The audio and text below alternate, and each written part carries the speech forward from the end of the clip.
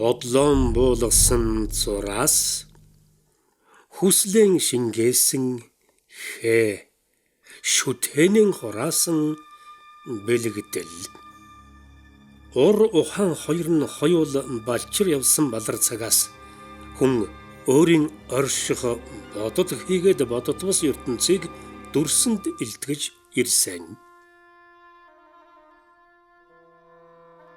Хүний адгууснаас ялгарх гол онцлог шинж нь хийсвэрлэх сэтгэлгээ бөгөөд бодод ертөнцийг ургуулan бодох түүнд хандах сэтгэлийн хөдөлгөөнөө илэрхийлэх эрмэлзлэл нь инхүү нэгэн гайхамшигыг бий болгосон нь урлаг билээ.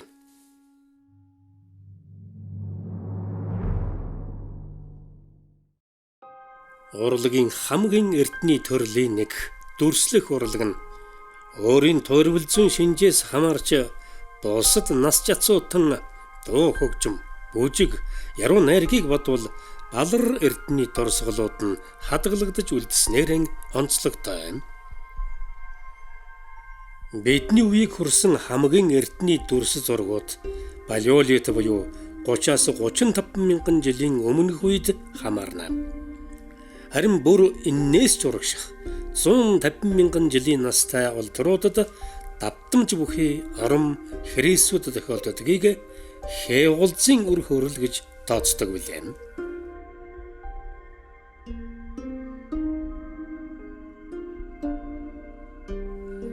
Дүрслэхүйн урлагийн суур болсон хээ угалзын түмэн хэлбэрийг хүн сэтгэхтэн байгаль ихэн амьттай болон амьгүй махбодыг бүтээлчээр хуулбарлсан байдаг. Энэ үүднээс хээг амьтны, ургамлын, хүний зохиомжтой гихчлэн ангилдаг. Мөн хийсвэр хэлбэрт буюу газар хэмжихүйн ухааны суур дүрс болох гурвалжин, дөрвөлжин, тойрог, тэдний хослол, давхцлаар хээг бүтээсэн байх нь нэн түгээмэл. Хүний оюун ухаан хийсвэрлэн дүрслэхүйн нийтлэг зарчимтай холбоотойгоор эрт болрын овг аймагуд биенээс үл хамааран адил төстэй хээг сэтгэн нээж мөн соёлын харилцаагаар өвлөн зээлдэх нь цөөнгүй.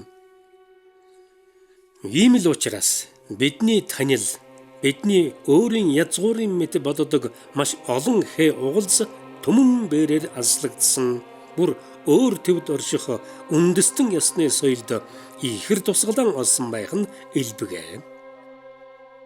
Эртний грек ромоос ахуулаад энэтхэгийн хойг цаст төвд бүр баруун Европын сэргэн мандлын тансаг орд харшийн чимэглэлдж баялаг хувилбартайгаар тохиолдох алхан хээ буюу мяндр энэний нэгэн яруу жишээ юм.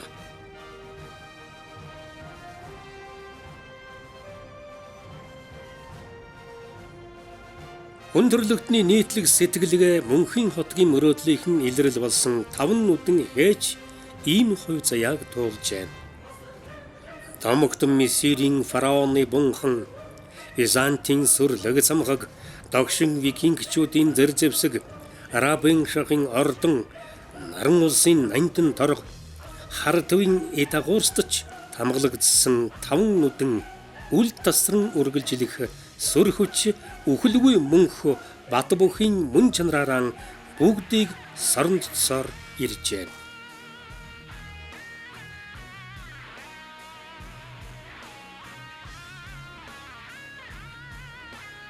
Геометрийн зарчмын хувьд 5 нүдэн хээн 5 тойргийн давхцлаас бүрддгийг төвөггүй ажиглаж болно. Яг энэ зарчмаар тойргоос бүрдсэн бас нэг хээ дэлхийн улс үндэстэнд нэн түгээмэл байдаг нь амьдралын цэцэг хээ юм. Энэ хээ ертөнцийн зүй тогтол, төгс зохирол, амьдрал, оршихуйн мөн чанарын бэлэгдэл болсон хамгийн хүчтэй ариун геометри буюу шүтэн бэлэг тэмдгийн нэг гэж үздэг юм. Энийг мөн л аль нэг үндэстэнд хамааруулдаггүй хүн төрлөختний нийтлэг өвд тооцдог билээ.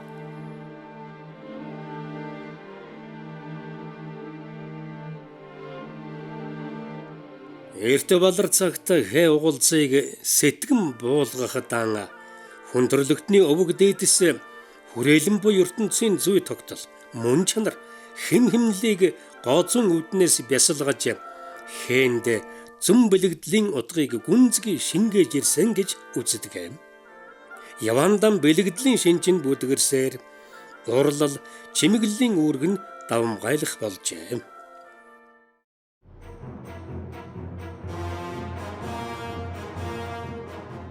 Цаг хугацаа урсан одож улс аймагуд мөхөнд оройтож хүчрэгдсэн нэг нь харин гялбан тансагт тэмүүлэн эгэл боргил хээд үрслийг голж ээдрét угалзанд шимтэг болсон эрен үед нэгэн үндэстэн таван нүдэн хээг эрхэмлэн дээдлэхэн үл түдэн ирсэн билээ.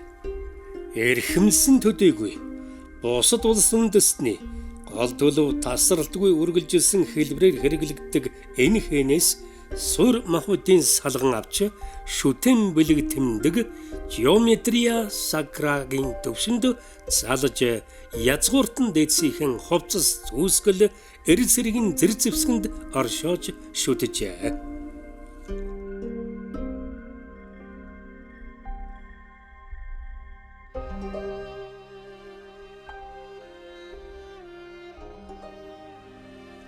Энэ донцолхот таван нүдэн хээг дэлхийд мөн л түгээмэл хэрэглэгддэг зоосон хээтэй адилтгах нь бий. Энэ нь манай зарим судлаачдын өнгөц ажиглалтаар дурдаад өнгөрсөн тохиолдлын гэмээр дүгнэлтээс үүдэлтэй билээ. Харин хээ шинжээчд таван нүдэнг бие даасан хээний төрөлд хамааруулдаг бөгөөд тухайлбал Английн нэрт зураач төвдийн танка судлаач Роберт Вир төвд хээний нэвтрхий тол бүтээлдэн таван нүдэн хээг хөө хуйгны бүлэг хээнд хамааруулж хуйгны гархин хэлхээсийг бэлэгдсэн гэж тодорхой заасан байдаг. Яахын аргагүй дэлхийг төвшдгсэн үндэстний догшин өмсгөл хөө хуйгных нь амин гагнаасыг бэлэгдэж байсан учраас үл төрсөн үл мөхөх мөнх тэнгэр шүтэнтэй монголчууд таван нүдэнгийн ин дээдлсэн хэрэгэм. Тэр битгий хэл таван нүдэнг зөвхөн алтан ургийн дээдэс эд хэрэглэлдэн асаах эрхтэй байсан тухай судлаач Ширчингийн Баатар онцолсон байдаг.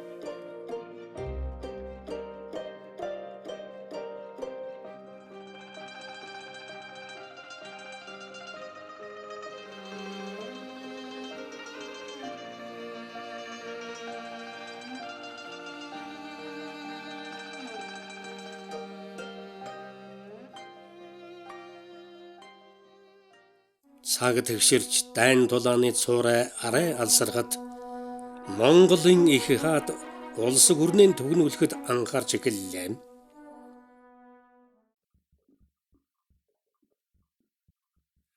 Их хаан хувилан Юан гүрний Ториос эдийн соёлд хийсэн 3 том шинчиллийн нэг нь Хятадын Шаазангийн урлад хийсэн хувьсгал байлаа. Энэ шинчиллийг Хятадын Шаазангийн урлагийн хамгийн сүүлчийн томоохон шинчлэлд тооцдог юм. Юан гүрний үед Шаазанг хөгжүүлэх зорилгоор Фулианы Шаазангийн хэрэг эрхлэх газар хэмээх бие даасан төрийн албыг 1278 онд байгуулж байсан түүхтэй. Улмаар их хааны шууд зарлиг удирдлагын дор Юан гүрэнд Шаазангийн үйлдвэрлэлийг төрийн хяналтанд авсан төдийгүй Шаазангийн урлалд цоошин өнгө төрхийг үүсгэсэн нь өнөөдөр Хятадын буурал түүхт Шаазангийн урлагийн өвөөс дэлхийд хамгийн их шагшигдан үнэлэгдэх Юанийн хөх алга Шаазан билээ.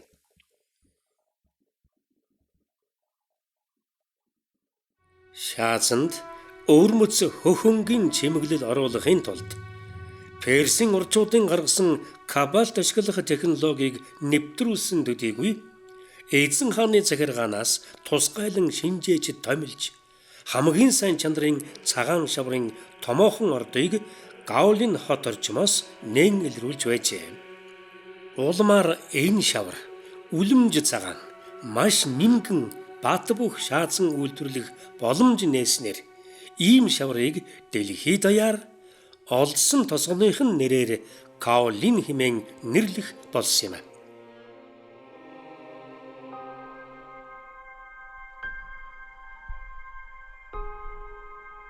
Мөнх хөхө тэнгэрийг бэлэгдсэн гэж судлаачдын үздэг хөх алга шаазангийн дийлэнхийг тэрвийн даруухан суурин зөндөөжинд бүтээж байжээ.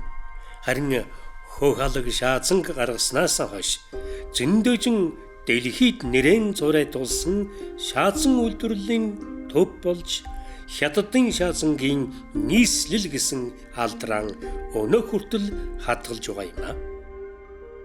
Жохом зэндижин бол мөнөөх домогт будаатай шаазанг анх бүтээж жинхэнэ яста ориг бүтээгдэхүүн гаргадаг үйлдвэр нь болсон билээ. Тэр үеийн тансаг зэрэглэлийн шаазангууд шүүфүү гэсэн хансан тэмдэглэлтэй байсан нь Юан гүрний төр зэргийн захиргааны гол институт Төв ордны нэр юм. Энэ шаазанг Төв ордны дээдсэн хэрэглээнд тусгайлан зориулсан гэсэн үг. Өнөөдөр Юанийн үеийн хөх алга шаазан дэлхийн хамгийн ховор үнэт зүйлсийн нэг болсон бөгөөд дэлхийд тоотой хэдэн цуглуулгал үлджээ.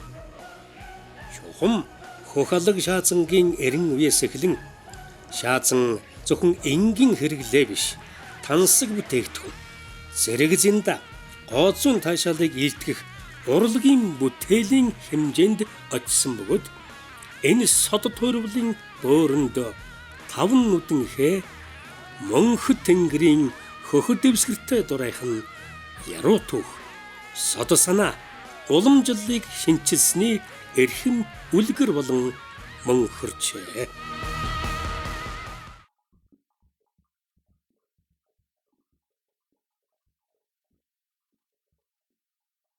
Цаг эргэж нэгэн үе хүчрхэг явсан монголчууд цагийн аяст зохируулан тэнхээ тэвэрэг илүү хөрштөөгөн зогтсон орших хувь зээг дагах болсон ч тэд эрхэм шүтэнэн гээсэнгүй. Харин ч умрын орноо номын гэрэл гийх үед цагаан хэрэмний хараар шар хадаг татсан эзэн Чингисийн алтан ургийн өндөр богд занвазар 5 нүдэн хээг гэгэрэл бясалгал шашин номын утгад уруулан 18 түүхтэй. Суут богд бэр энэ эрхэм бэлэгдлийг төвдөр нааши хэмээгдэх 4 арвайгаар нүдэлсэн эд баялаг эрдэм мэдлэгээр өс жарвж хэм бэлэгдэл хэмээн өргөмжилж хүүсангийн тамга тэмдэгт баталж өөрийн дархан сүргийн хүлгийн зоог тамгалсан билээ.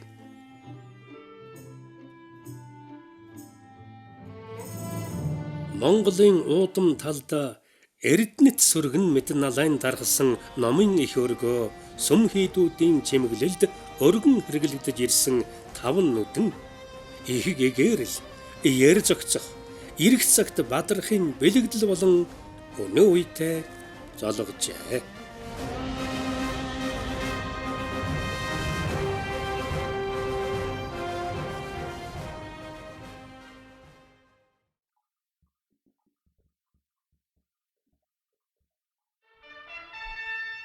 Цаг наашилж олон монголчууд алтан соёмбон тусгаар улсынхаа далбанд залгадж 5 нүдэнхээ төр ёсны бусад эрхэм бэлэглүүдтэй энэ зэрэгцэн зарим тохиолдолд бүр илүү дээгүүр байр суурьнд залгадан хэрэглэгдэж байсан сонион.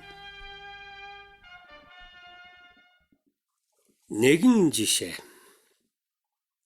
Олнон өргөгдсөн богд хаант Монгол улсын төрийн ноёд төшмөд тайж нарын зэрэг дэвийг илтгэх фүүс тэмдэг. Сарилгаар тогтоосон Монгол улсын хууль зүйлийн бичигт онцлон зааснаар бол нийт 5 зэргийг илтгэх фүүст алтан үлзий утас, алтан хас, чандман эрдэнэ, мөнгөн лавай хатгсан байх бөгөөд Харин тэргүүн зэргийн төшмөд өмнө хойноо 5 нүдэд алтан тэмдэг хатгсан фүүстэй байхаар хуульчлан тогтоожээ.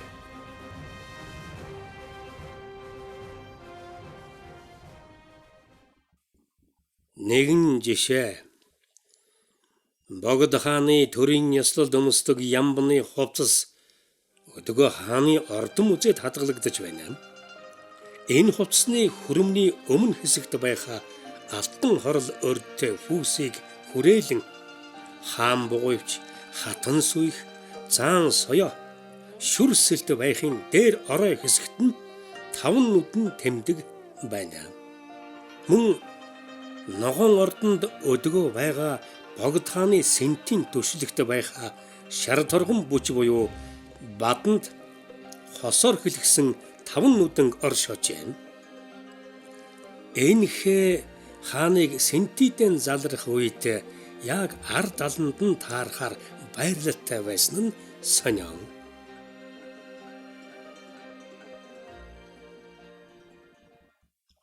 Бас нэгэн жишээ. 1921 оны 2 дугаар сард борон өнгөрн монголчуудтай хүч хамсран нийслэл хүрээг хятадын гамын зэрэгээс чөлөөлж богдож явцсан дом хотогдох хаан ширээндэн эргэн залагдсан билээ.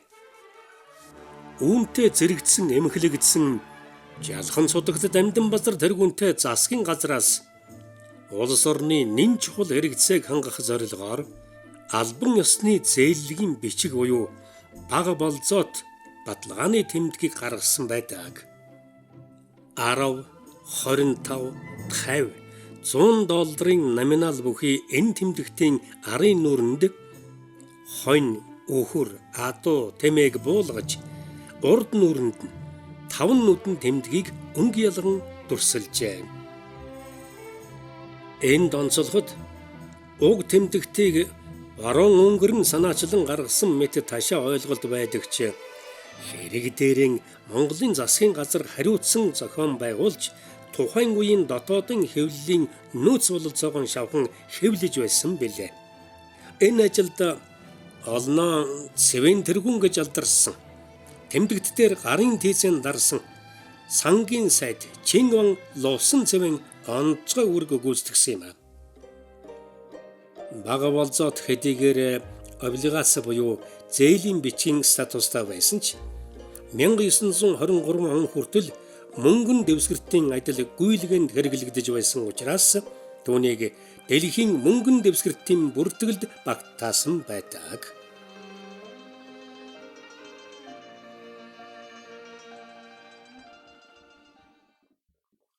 Нэгэн түүх 1921 оны 7 сард тогтсон ардын засгаас үндэсний мөнгөн дэвсгэрт гаргах шийдвэр гаргаж үүндэн зөвлөлт Орос улсын дэмжлэгийг авахар тохиролцсон байна. Улмаар мөн ондон багтааж эхний ээлжийн дэвсгэртүүдийг хэвлэн гаргаж үлдсэнийг дараа он дамнуулан Монголд авчирчээ. Монголд их зургийг гаргаж Москва төвлүүлсэн 50 цент, 1, 3, 5, 10, 25 долларын номинал бүхий гоёмсог, тансаг өнгө төрхтэй эдгээр дэвсгэртийн бүгднгийнх нь нүрэнд 5 нүдэн хээг буулгасан байдаг. Мөн бүгдэнд нь сангийн яамны тэргүүн сайд Данзангийн нэр бичээстэй. Сайдч дэвсгэртийг гаргахад онцгойлон оролцсон учраас түүхэнд Данзангийн доллар гэж алдаршжээ. Үнэхээр тухайн цагтаа бизнес сэтгэлгээтэй, овсгоос үхээтэй, дэвшилтэд үзэлтэй энэ эрхэмэр төрийн хар хүний эдэлж хэрэглэж байсан зүйлс ч өнөөдрийн бидэнд тун сонихон. Түүний нэгэн алдартай гэрэл зурган дээрх энэ мотоцикл гэхэд л алдарт Harley Davidson брендийн 1920 оны JS загвар бололтой байдаг. Харин энэ загвар хажуудан шаахайтай байгааг тэр болгон хүн анзаараагүй болов уу? Шин дэвсгэрт Данзантай нэр холбогдсон нь эргээд 1924 онд уг дэвсгэртийг гүйлгэнд гаргахгүй байх шийдвэр гаргасны улс төрийн шалтгаан болсон байх өндөр магадлалтай. Солийн данзан 1924 онд цаазлагдаж мөнгөн дэвсгэртийн төдөлгүй устгалд оруулсан байдаг. Тухайн үед монголчууд шинэ дэвсгэртэд баталгаа өгөх үндэсний банкгүй байсан учраас гүйлгэнд гаргалгүй удсан эдийн засгийн шалтгааныг ч энд дурдж болно. Нэгэн түүх 1924 оны 7 сарын 1-нд Монголын анхны шуудангийн марк гарлаа. 1, 2, 5, 10, 20, 50 цент. $1 нэрлсэн үнэтэй 5 өнгө ялгсан энэ багц маркан дээр үл дийлдэх бат бүхийн бэлэгдэл болсон элдв учир төрслөгдсөний төвд нь 5 нүдэн хээг буулгажээ. Шуудангийн марк нь үндэсний мөнгөн дэвсгэртийн адил үнэт цаас төдийгүй улс гүрний тусгаар тогтнолын баталгаа нэрийн хуудас болдгийг энд дурдахын хэрэг юу вэ?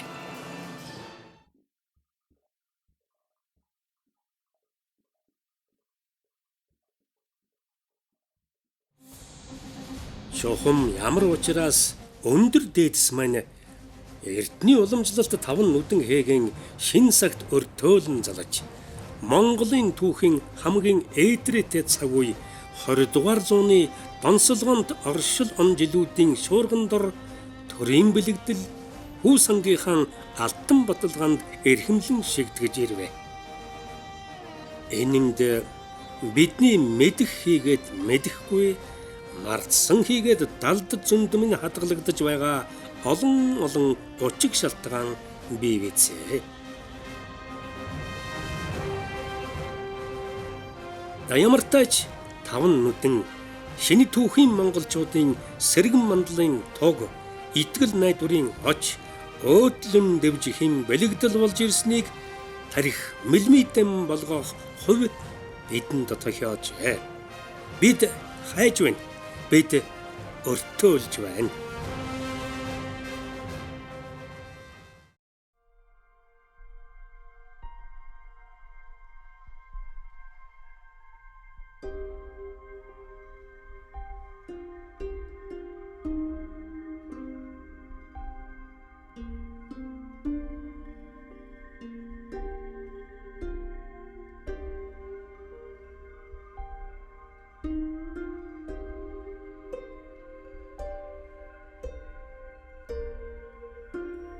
Өнөөгийн нэн шин цагт 5 нүдэн бээр язгуур суурьтай тансаг эдийн эрхэм төрх болон бадамлаж байна.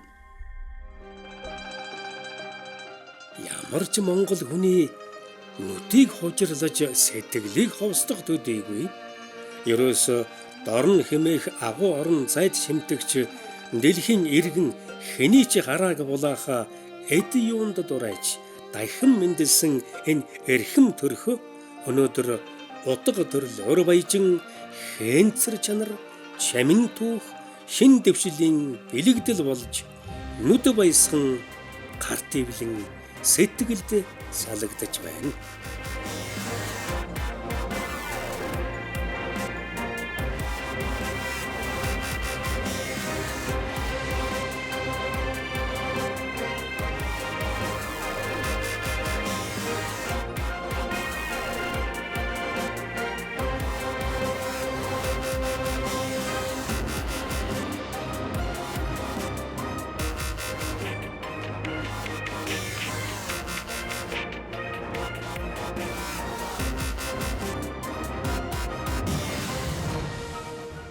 Бид хүн төрлөختний их өвөөс өөрийн язгуур чанарт таацуулан ариун бэлэгдлэн ховлон залсан өвгдөн бишрэн. Бид ариун дэсний нандин өвийг өөрийн мөн чанараар утга төгөлдөр баяжуулан дэлхийг гайхшруулсан их дээд сэн хүндлэн. Бид цагийн шуурганд босоо химрам батрааж ирэх гэгэн цагийг шившин гүрэн улсынхан жолоог хүү сантайн бидэнд атгуулсан шин зөрөгт их орончдоор бахархан. Бид түүхийг улаалж ирээдүйг урлана.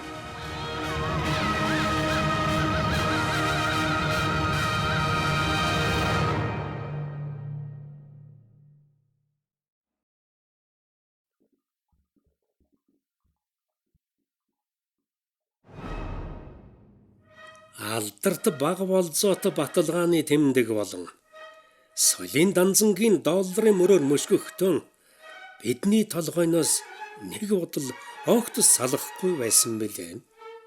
Чухам яагаад өндөр дээдс маань үндэсний анхны мөнгөн дэвсгэртүүд дээрэн 5 нүдэн хээгэн буулгава гэсэн гайхширал.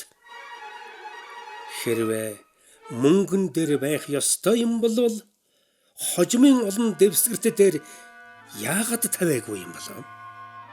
Энэ үнд мэдээж хариг бүрэн үзэл сурталд хүлэгдсэн бэрх цагийн дөнгөн нөлөөлснийг бид гүнэн ойлгож байлаа. Гэхдээ ордлого таслалгүй мөшгсөн бэлээ. Яагаад гэвэл ухаант дээдэс маань энэ байтугай зүйлийг нарийн ухаанаараа бидэнд өвлөн үлдээсэн жишээ олоо. Бүгд найрамдах Монгол ард улсын сүүлчийн мөнгөн дэвсгэртүүдээс нэг төгрөгийн дэвсгэртийн нүүрэнд учир мэдэх манай ухаант мэргэд 4 хүчитний нэг арсланг нууцаар багтаасан гэсэн аман томог бидний сонирхлыг аргагүй татаж байд юм.